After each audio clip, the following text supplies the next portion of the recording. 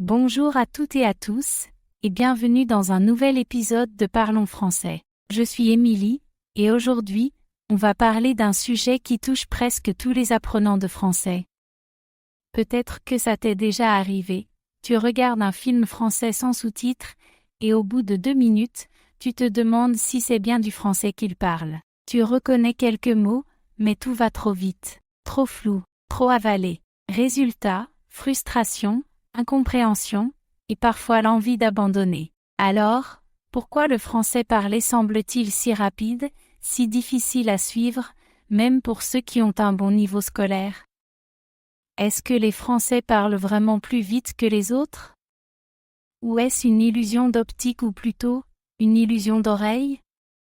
Dans cet épisode, on va plonger dans cette question. Et surtout, je vais te donner 5 astuces simples mais puissantes pour enfin comprendre les natifs quand ils parlent à toute vitesse. Mais d'abord, remettons les choses dans leur contexte. À l'école, dans les applications ou les manuels, tu apprends un français propre, bien articulé, bien structuré, souvent lent, et surtout, très loin de la réalité du terrain. Tu entends des phrases comme « Bonjour, comment allez-vous ?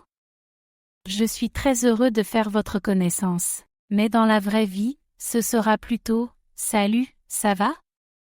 Enchanté ». Et ce n'est pas seulement une question de vocabulaire. C'est un ensemble, la vitesse, les contractions, je sais pas, t'es où, y a plus, les liaisons inattendues, et le ton, souvent très relâché. Le français parlé va vite non pas parce que les Français parlent plus vite, mais parce que la langue parlée se transforme en quelque chose de plus fluide, plus compressé, plus vivant. C'est une langue qui bouge, une langue qui respire. Mais voilà le vrai problème, on n'entraîne pas assez notre oreille à ce français-là. On passe des heures à apprendre la grammaire, à lire des dialogues artificiels, et quand on se retrouve face à une vraie conversation, le cerveau bloque. C'est normal, ce n'est pas un échec de ta part. C'est juste un manque de préparation à l'oral naturel. La bonne nouvelle, c'est que comprendre le français parlé, même quand il est rapide, ce n'est pas un don, ni un super pouvoir réservé aux bilingues. C'est une compétence. Et comme toute compétence, elle s'apprend, elle se développe, elle se renforce. Dans cet épisode, je vais te partager 5 astuces que tu peux appliquer dès aujourd'hui pour mieux comprendre le français tel qu'il est vraiment parlé. Des astuces que j'ai testées avec mes élèves, et qui fonctionnent. On va parler d'écoute intelligente, de shadowing, de contraction, et d'acceptation du flou. Oui, tu vas voir que tu n'as pas besoin de tout comprendre pour suivre. Alors installe-toi confortablement, respire un grand coup, et surtout, détends-toi. Parce que comprendre le français rapide, ce n'est pas une course contre la montre. C'est un jeu d'habitude, d'écoute, et de patience. Prêt? On commence tout de suite avec la première astuce, entraîner ton oreille au vrai français. Bienvenue à tous dans cet épisode consacré à un défi que beaucoup d'apprenants de français rencontrent.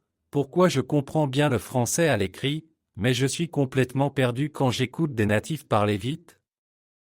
Eh bien, dans cette première astuce, je vais te montrer pourquoi entraîner ton oreille au vrai français est la première clé pour débloquer ta compréhension orale. Et surtout, comment le faire intelligemment, sans te décourager. Alors installe-toi confortablement, on commence. Le français scolaire vs le français réel. Quand tu apprends le français à l'école ou avec un manuel, tu entends un français très propre, très articulé. Un français presque trop parfait. On prononce chaque syllabe, on fait des pauses nettes, on parle lentement. Mais, dans la vie réelle, ce n'est pas comme ça. Un français natif parle rapidement, avale des mots, utilise des contractions, des expressions familières, change de ton, change de rythme. Et là, ton oreille panique. Tu entends un flot de sons qui te semble presque étranger, alors que tu connais pourtant les mots. Ce n'est pas ton niveau qui est trop bas, c'est simplement que ton oreille n'a pas encore été entraînée à la réalité du français. Et bonne nouvelle, ça s'apprend. Pourquoi entraîner son oreille est essentiel? Ton cerveau est une machine incroyable, mais il a besoin de données pour s'adapter. Si tu passes ton temps à écouter du français lent, scolaire, bien articulé, tu ne prépares pas ton oreille à la vraie vitesse du quotidien.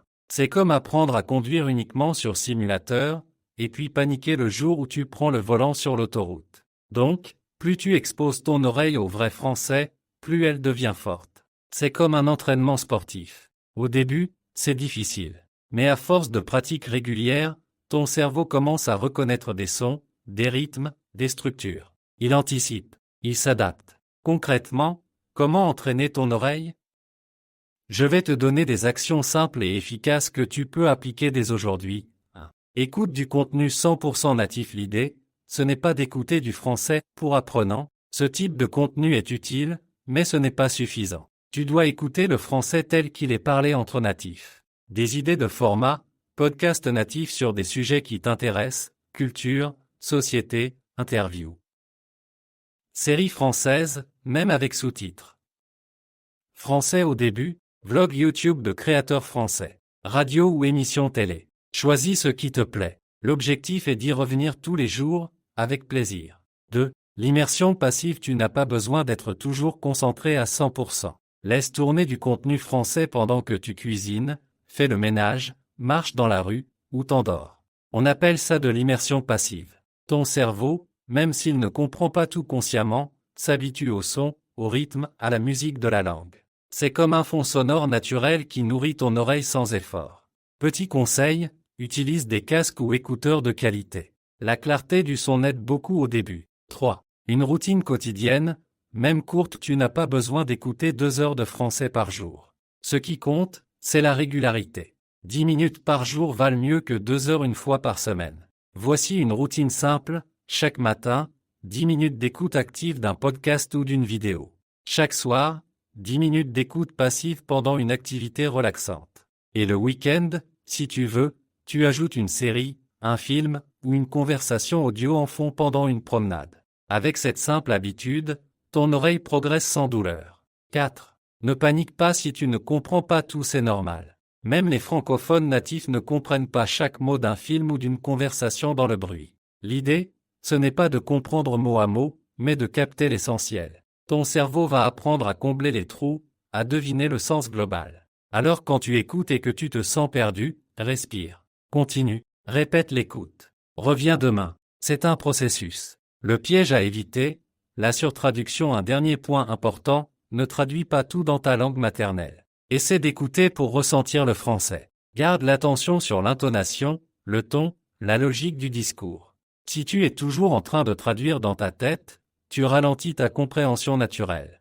Il faut apprendre à faire confiance à ton instinct. Résumons cette astuce pour entraîner ton oreille au vrai français.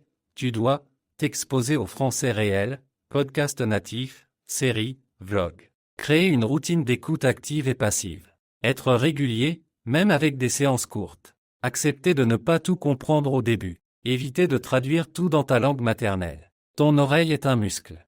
Plus tu l'utilises dans des conditions naturelles, plus elle devient forte. Et dans quelques semaines, tu seras surpris de voir à quel point tu comprends mieux, même sans effort conscient. Voilà pour notre première astuce. Dans la prochaine partie, on va voir comment ralentir le français rapide pour mieux le comprendre, une méthode que j'adore et qui change tout. Mais d'ici là, choisis un podcast ou une vidéo que tu aimes, mets tes écouteurs, et commence à entraîner ton oreille dès aujourd'hui. Tu écoutes une série en français. Tout se passe bien au début, tu comprends quelques mots, des phrases par-ci par-là. Et puis soudain, les personnages commencent à parler plus vite, les phrases s'enchaînent, tu entends à peine les mots, et là, tu décroches complètement. Tu te dis, c'est trop rapide, je n'y arriverai jamais. Mais rassure-toi, ce n'est pas une question de capacité, c'est une question de méthode. Aujourd'hui, je vais te montrer une astuce puissante pour progresser, ralentir le français rapide pour mieux le comprendre, l'analyser et l'apprivoiser. Pourquoi ralentir? Ce n'est pas tricher, il faut comprendre une chose, les natifs parlent vite non pas pour te décourager, mais parce que c'est naturel. Ils lisent les mots, ils avalent certaines syllabes, ils utilisent des contractions. Bref, le débit est rapide et parfois désordonné. Toi, en tant qu'apprenant, ton cerveau a besoin de plus de temps pour reconnaître les sons, les relier aux mots, et donner du sens à ce que tu entends. Et c'est là qu'intervient le ralentissement. Ce n'est pas une béquille, c'est un outil d'entraînement. Comme un microscope pour l'oreille, il te permet d'observer en détail ce que tu ne perçois pas à vitesse normale. Les bons outils pour ralentir l'audio. Heureusement, aujourd'hui, il existe plein de moyens simples pour ralentir l'audio sans en déformer la qualité. YouTube, clique sur la petite roue crantée et choisis la vitesse 0, 75x ou même 0,5x. C'est très pratique pour les interviews, les vidéos explicatives ou les dialogues de série. Netflix, si tu regardes sur navigateur, tu peux installer des extensions comme Language Rector pour ralentir, afficher les sous-titres et contrôler ton rythme. Spotify ou Apple Podcast, tu peux écouter les podcasts en 0,8x pour mieux saisir chaque mot. Applications comme LingQ ou Audacity, elles permettent d'extraire de courts extraits audio et de jouer avec la vitesse. Le plus important, c'est de choisir une vitesse qui te met au défi, sans te noyer. Pour beaucoup, 0,75x est un bon point de départ. Travailler avec des extraits courts.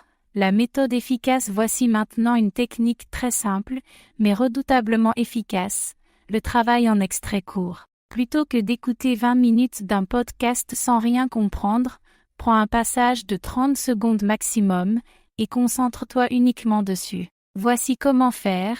Écoute une première fois à vitesse normale, sans sous-titres. Tu essaies simplement de capter l'idée générale. Réécoute à vitesse lente, 0,75x. Tu identifies plus de mots, plus de liaisons, plus de détails. Lis les sous-titres en français, si disponible.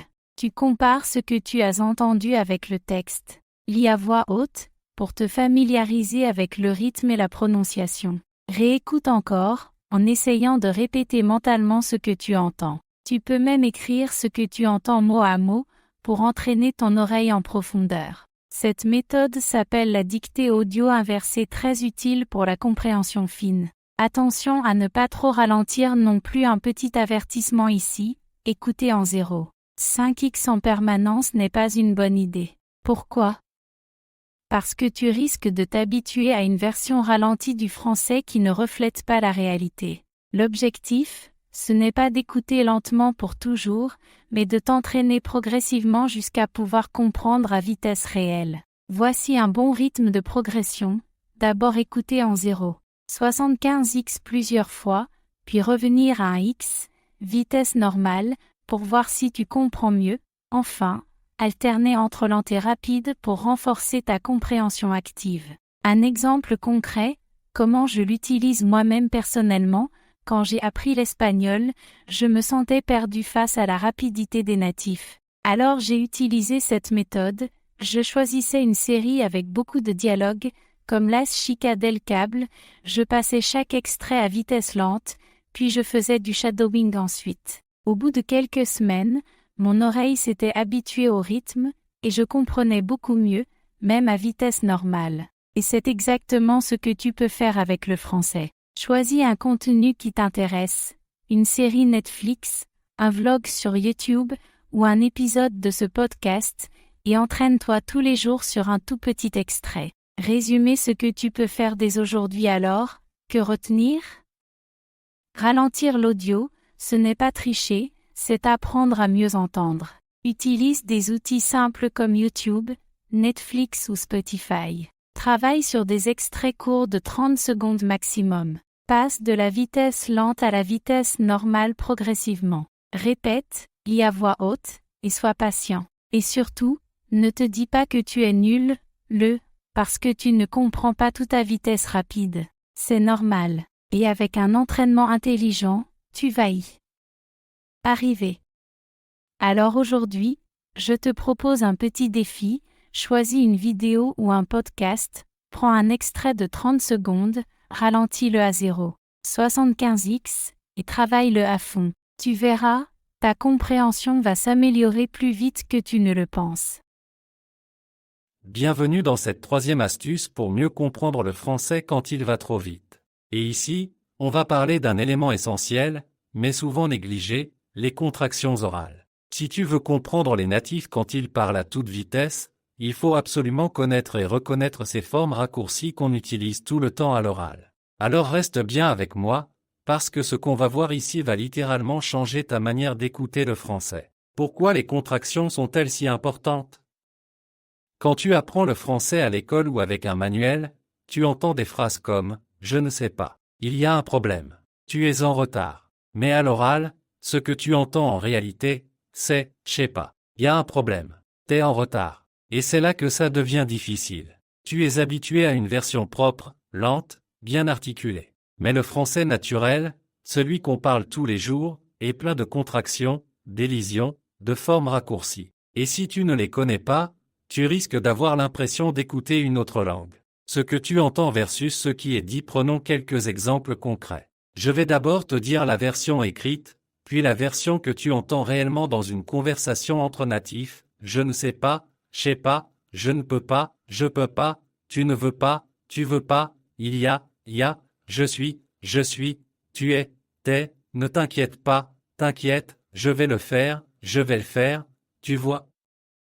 On mange des mots, on les écrase, on les fusionne. C'est une autre dynamique, et si tu veux comprendre le français rapide, tu dois maîtriser ces formes-là. Pourquoi ces contractions existent? Parce qu'on aime aller vite. Comme dans toutes les langues, les locuteurs natifs cherchent l'efficacité. On ne parle pas comme on écrit. Et en français, ça veut dire que, on saute des mots, souvent le « ne », on colle les sons ensemble, on contracte les mots fréquents pour aller plus vite. C'est naturel, c'est automatique, et c'est ce qui rend le français vivant, mais aussi déroutant pour les apprenants. Comment apprendre ces contractions?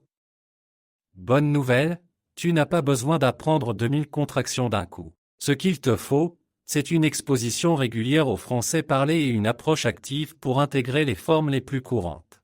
Voici quelques étapes très simples que tu peux suivre. 1. Crée ta propre liste de contractions. Commence un petit carnet ou un fichier sur ton téléphone. À chaque fois que tu entends une contraction que tu ne comprends pas, note-la. Puis cherche sa version, correcte, écrite. Exemple, t'as compris? Tu as compris? J'ai m'en fous, je m'en fiche, Y va où? Il va où? Ce petit exercice de décodage te permettra de mieux repérer les contractions dans les dialogues. 2. Répète-les à voix haute. Le but, ce n'est pas juste de les comprendre, c'est aussi de les intégrer. Pour ça, il faut les dire, les vivre dans ta bouche. Prends ta liste et lis-la tous les jours à voix haute. Tu peux même les enregistrer pour comparer avec des extraits natifs. Allez, on fait une petite séance ensemble. Répète après moi, je sais pas, t'es là. Je peux pas venir, y a du monde, je vais le faire demain, t'inquiète, c'est rien, tu entends comme ça coule naturellement. C'est ça le rythme qu'il faut viser. Pas besoin d'être parfait, il faut juste s'habituer à ces sons. Où les trouver?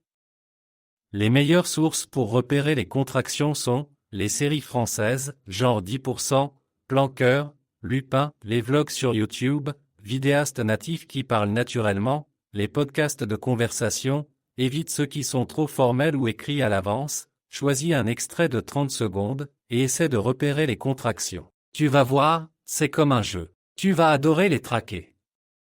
Astuce bonus, fais-toi des mini-dialogues, invente tes propres dialogues du quotidien en utilisant les contractions. Par exemple, t'es là ce soir? Je sais pas encore. Je vais voir avec Paul. T'inquiète, on peut décider à la dernière minute. Ce genre de mini-pratique va muscler ton oreille et ta bouche en même temps. Si tu veux comprendre le français quand il va trop vite, tu dois parler le même code. Et ce code, ce sont les contractions. Ne laisse pas ces formes t'intimider. Plus tu les écoutes, plus tu les répètes, plus elles deviennent naturelles. À faire dès aujourd'hui, commence ta liste de contractions. Choisis un court extrait d'un dialogue natif. Repère 3 contractions, note-les, et répète-les à voix haute. Rappelle-toi, le français parlé est vivant, organique, rapide et accessible. Il suffit de s'y plonger un peu chaque jour.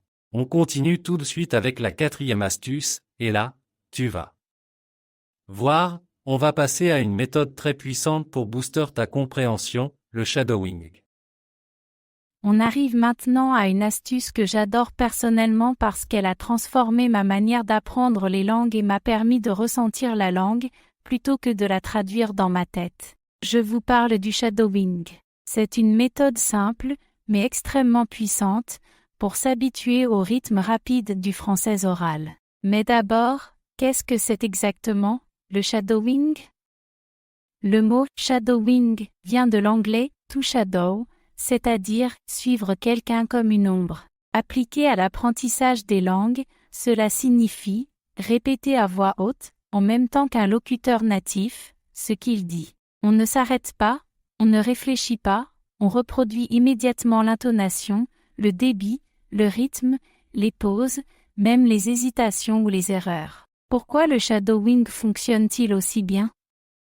Parce qu'il ne s'agit pas seulement de comprendre le français avec la tête, mais de le faire entrer dans votre corps. Quand vous faites du shadowing, vous engagez vos oreilles pour entendre la vraie prononciation, votre bouche pour produire les sons de façon naturelle, et votre cerveau pour traiter les sons en temps réel. Résultat, vous vous habituez au débit natif sans passer par la traduction mentale. Vous commencez à ressentir le français comme un musicien sans le rythme d'une chanson. Étape par étape, comment pratiquer le shadowing efficacement? Pas besoin d'être un expert pour commencer. Voici une méthode simple que vous pouvez suivre dès aujourd'hui. Étape 1. Choisissez un extrait court. Prenez un extrait de 10 à 15 secondes maximum. Cela peut être une phrase issue d'un podcast, d'un dialogue de film, d'un vlog ou d'une série. L'important, c'est que ce soit du français naturel et oral, pas du texte lu ou trop formel. Étape 2. Écoutez l'extrait plusieurs fois. Commencez par écouter attentivement l'extrait, sans parler. Essayez de capter le rythme, l'intonation, les contractions, les mots avalés. Ne cherchez pas à comprendre chaque mot. Concentrez-vous sur la musique de la langue. Étape 3.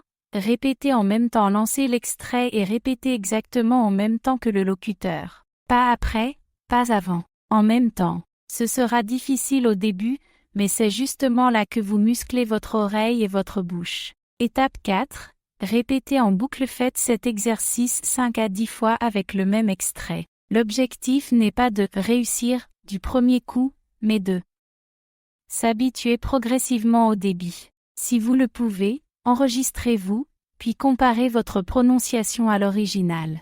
Cela vous aidera à ajuster votre accent et votre rythme. Étape 5. Rejouez l'extrait à vitesse normale quand vous vous sentez plus à l'aise.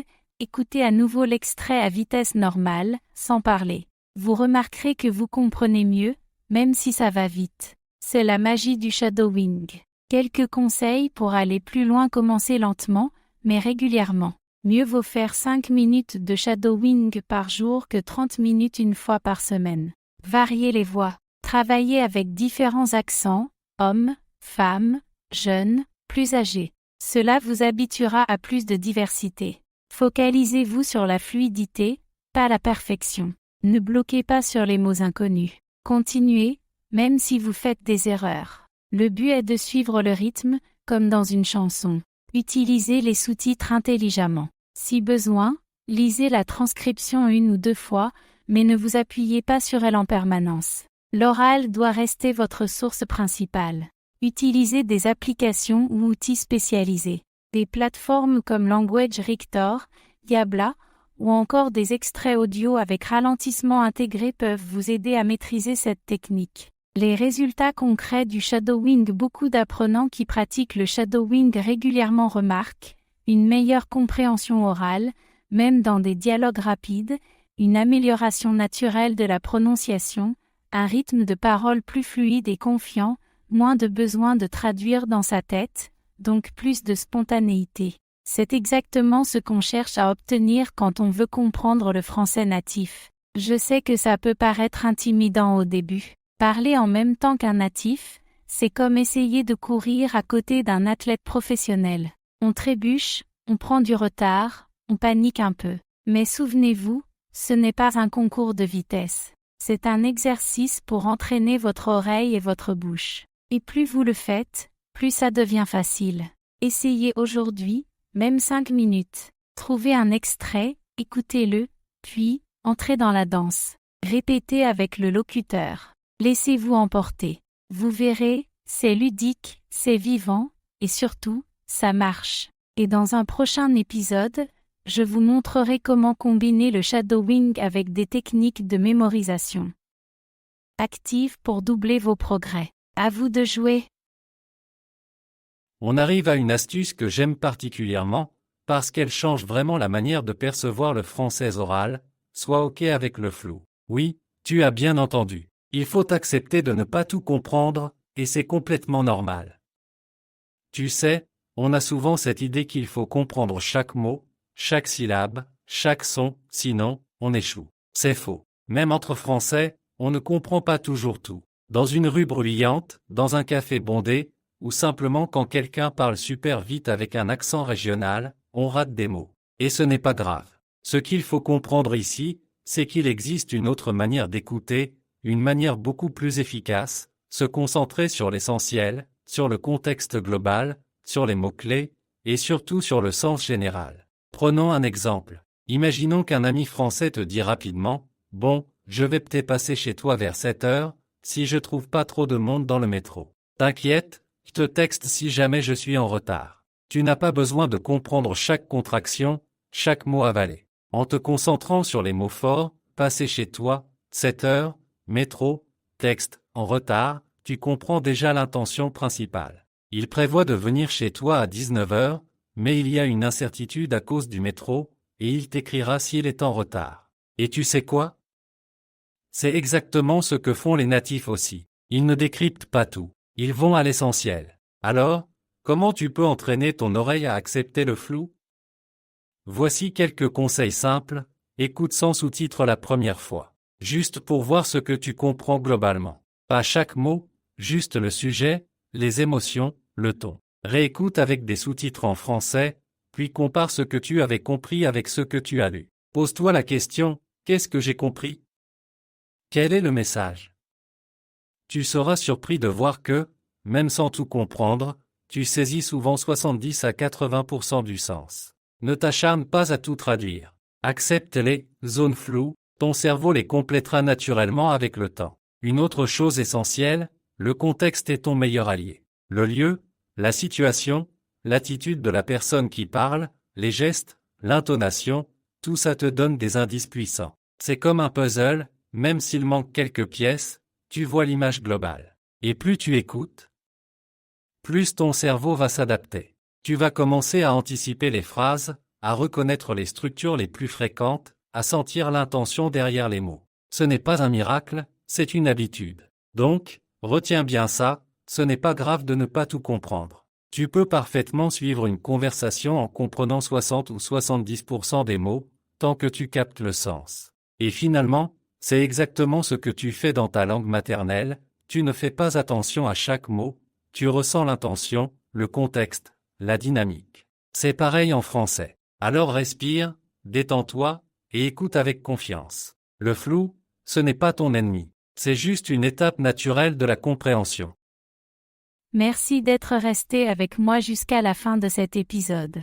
Si tu es encore là, c'est que tu veux vraiment progresser, et ça, c'est déjà une énorme victoire. Aujourd'hui, on a vu une vérité que beaucoup oublient, comprendre le français rapide, ce n'est pas une question de don ou de niveau, c'est une compétence qu'on développe avec les bonnes habitudes. Le français parlé entre natifs peut sembler chaotique, flou, trop rapide, mais il suit en réalité ses propres règles, son propre rythme. Et tu peux, toi aussi, apprendre à le décoder, petit à petit. Rappelle-toi des 5 astuces qu'on a vues ensemble, expose-toi au vrai français. Pas au français des manuels, mais au français vivant, celui des séries, des podcasts, des vlogs, des conversations spontanées. C'est là que ton oreille commence à s'adapter. Utilise les outils de ralentissement. Ne te jette pas dans un torrent audio sans bouée. Prends un extrait court, ralentis-le, écoute-le plusieurs fois, et travaille-le avec attention. Apprends les contractions fréquentes. Elles sont partout dans le français parlé. Ce ne sont pas des erreurs, ce sont les règles de l'oral. Pratique le shadowing. C'est la méthode la plus puissante que je connaisse. Répète avec les natifs, colle-toi à leur rythme, ressens la langue dans ton corps. Et enfin, sois à l'aise avec le flou. Tu ne comprendras jamais tout, et ce n'est pas grave. Ce qui compte, c'est de comprendre l'essentiel, le ton, l'intention. Le reste viendra avec le temps. Je sais que parfois, tu peux avoir l'impression de stagner. Tu écoutes, tu fais des efforts, et pourtant, tu bloques encore quand tu entends des natifs parler vite. Mais laisse-moi te dire quelque chose d'important. Chaque minute que tu passes à écouter du français réel est un pas de plus vers la compréhension naturelle. Ton cerveau travaille en arrière-plan. Il analyse, il s'adapte, il se muscle. La clé, c'est la régularité, pas la perfection. Même 10 minutes par jour peuvent faire une différence énorme sur 3 mois. Alors voilà mon petit défi pour toi, choisis une des astuces qu'on a vues aujourd'hui, et applique-la dès ce soir. Pas demain, pas la semaine prochaine. Ce soir. Commence petit, un extrait de 30 secondes, un mot contracté, une séance de shadowing rapide. Et recommence demain. Et n'oublie pas, le français rapide, ce n'est pas une barrière, c'est un rythme à apprivoiser. Tu es capable de le comprendre. Il suffit d'y aller étape par étape. À très bientôt dans un prochain épisode, et d'ici là, continue d'écouter, de répéter, et de croire en toi.